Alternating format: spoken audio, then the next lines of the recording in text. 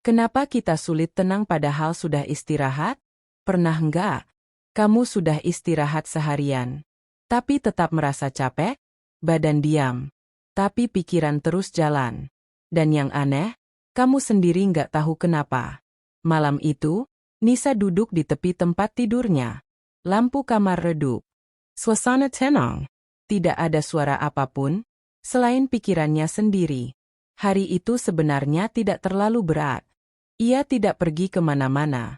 Ia bahkan punya waktu untuk istirahat. Tapi entah kenapa, dadanya terasa penuh. Ia mencoba rebahan. Membuka ponsel. Scroll tanpa tujuan. Satu video ke video lain.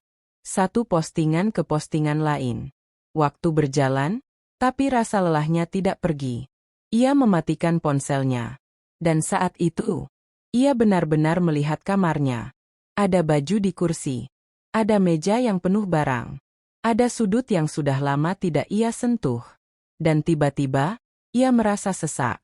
Bukan karena kamarnya kecil, tapi karena semuanya terasa penuh. Dan mungkin, untuk pertama kalinya, ia menyadari sesuatu. Mungkin yang membuatnya tidak tenang. Bukan karena ia kurang istirahat, tapi karena hidupnya tidak pernah benar-benar diberi ruang. Kenapa kita sulit tenang? Kita sering berpikir, istirahat itu cukup dengan tidur, atau rebahan, atau tidak melakukan apa-apa. Tapi kenyataannya, tubuh kita mungkin berhenti, tapi pikiran kita tidak. Kenapa? Karena setiap hari, kita melihat terlalu banyak hal. Barang yang menumpuk, sudut yang berantakan, hal-hal kecil yang belum selesai, dan semuanya diam. Tapi otak kita tetap mencatatnya. Ini belum dibereskan. Ini nanti saja. Ini harusnya dirapikan. Semua itu jadi suara kecil, yang tidak pernah benar-benar hilang. Dan lama-lama, itu jadi beban. Makanya kita tetap capek, meskipun sudah istirahat. Beres-beres untuk menjernihkan pikiran. 1. Mulai dari hal kecil. Besok paginya, Nisa tidak langsung membersihkan seluruh kamar. Ia tidak punya energi untuk itu. Ia hanya duduk dan melihat satu hal. Kursi di samping tempat tidurnya. Di atasnya ada beberapa baju. Ia mengambil satu. Melepasnya perlahan. Tidak terburu-buru. Lalu satu lagi. Dan satu lagi. Hanya itu.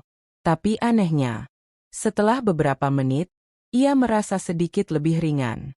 Ia tidak membersihkan semuanya, tapi ia sudah mulai. Dan kadang, itu yang paling penting.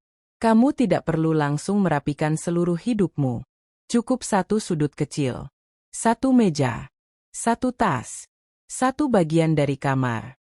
Karena dari situ, pikiranmu juga mulai ikut pelan-pelan tenang. 2. Lepaskan yang tidak perlu. Beberapa hari kemudian, Nisa membuka lemarinya. Dan seperti kebanyakan orang, lemari itu penuh. Ada baju yang sudah lama tidak dipakai. Ada barang yang disimpan untuk nanti. Ada hal-hal yang bahkan sudah ia lupakan.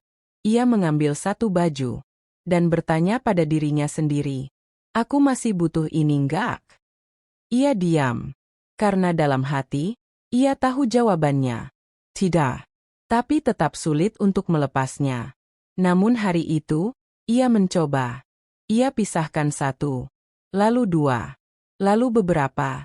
Dan setiap kali ia memasukkan satu barang ke dalam kantong donasi, ada satu rasa yang muncul. Lega. Seperti, ia tidak hanya melepaskan barang, tapi juga melepaskan sesuatu di dalam dirinya.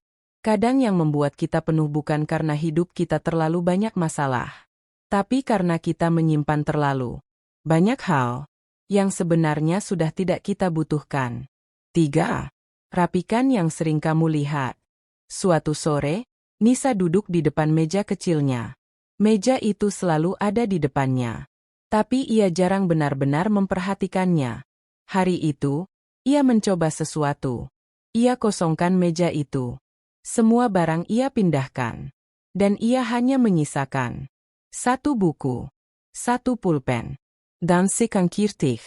Ketika ia duduk kembali, rasanya berbeda. Tidak ada yang mengganggu pandangannya. Tidak ada yang menarik perhatiannya kemana-mana. Dan untuk pertama kalinya, ia bisa duduk diam tanpa merasa gelisah. Apa yang kita lihat setiap hari sangat mempengaruhi pikiran kita. Kalau visual kita penuh, pikiran kita juga ikut penuh.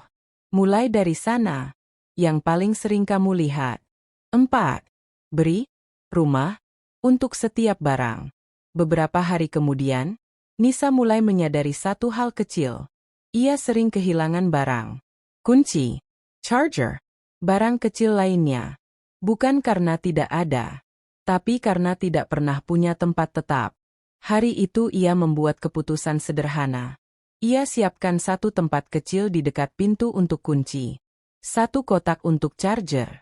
Satu tempat untuk barang penting. Awalnya tersisipio. Tapi beberapa hari kemudian, hidupnya terasa lebih mudah. Ia tidak lagi mencari-cari. Tidak lagi merasa terganggu hal kecil. Dan pikirannya jadi lebih tenang. Ketika barang punya tempat, pikiran kita juga tidak perlu terus mengingat. 5. Jadikan beres-beres sebagai ritual tenang. Malam itu, sebelum tidur, Nisa melakukan sesuatu yang baru. Ia tidak langsung rebahan.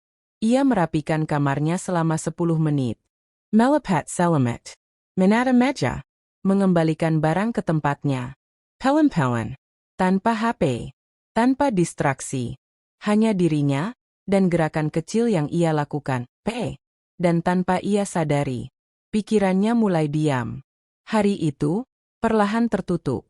Dan malam itu, untuk pertama kalinya setelah lama. Kadang kita tidak butuh cara yang rumit untuk menenangkan diri.